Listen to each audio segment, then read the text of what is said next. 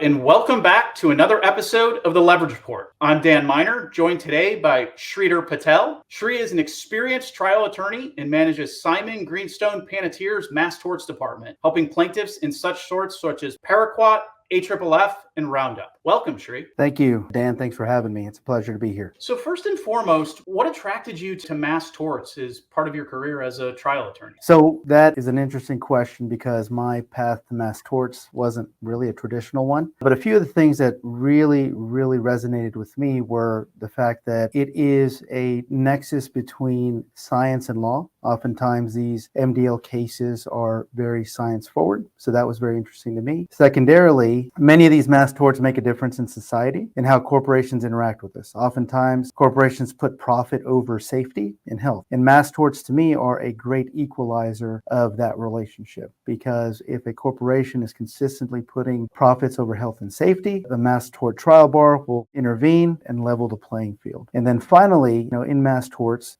generally there isn't a personal connection because the dockets are huge. But here at Simon Greenstone Palantir, our dockets are a lot smaller, allowing us to fashion a genuine connection with our clients. So they're not just numbers on a docket. We're able to really do a deep dive in each one of our clients' cases. That makes me feel really happy, because one of the things that bothers us is when we hear that their cases are a portfolio or the law firm's cases are a docket. There's a life on the other side. That really, one, it motivates me, and two, also gives me comfort that there are firms that, are really taking care of that life on the other side. That's absolutely right. That life on the other side is somebody's mother, father, cousin, sister, uncle, brother, aunt, daughter, right? And so our view is that each one should be treated and given the attention that they deserve. There's so much change and upheaval in the mass tort space lately. Where do you see the future of mass torts heading, and maybe even some of that personalized touch that you just talked about? There's been a lot of gamesmanship in mass torts, especially from the defense bar, right, with the Texas two-step. And we don't know how federal courts are going to interpret the amendments to Rule 702. And as I said before, lots of mass torts are very science forward, but the mass tort bar has a lot of firepower. And I think with our collective efforts, we can overcome any of those challenges going forward. What are some of the pain points that the industry faces today? Like, what are the things that keep you up at night? Service. I know that in the mass tort space, again, as we described earlier, there is oftentimes a huge gap between service, right? As you mentioned, we don't like to call all of the clients we represent as a portfolio or an inventory. We refer to each of those cases as a human being, because that's what they are, and they all deserve a personal touch. And along with that service aspect goes representation. We want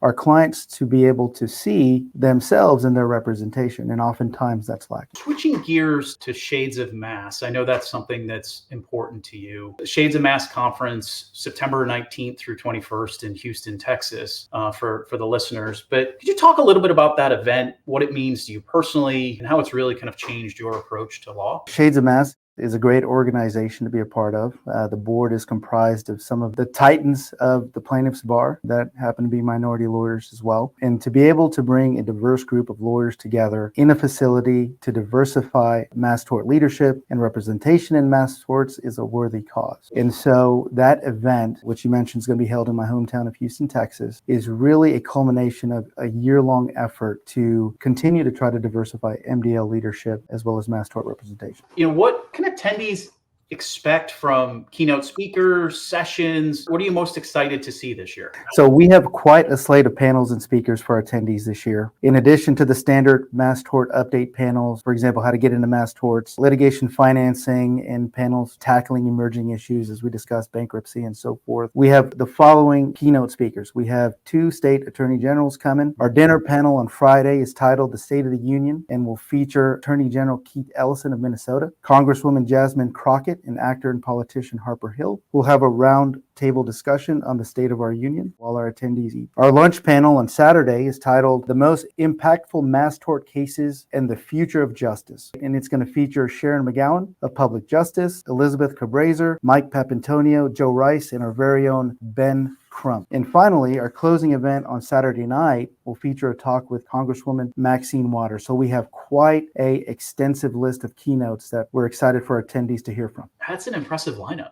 very impressive lineup, and just the topics of discussion. I'm excited to kind of hear the outcomes, kind of the output of this event, because I think it will drive some of the direction, especially in this mass tort community. What advice do you have for first-time attendees to make the most of this experience? I'll tell every first-time attendee to not be shy.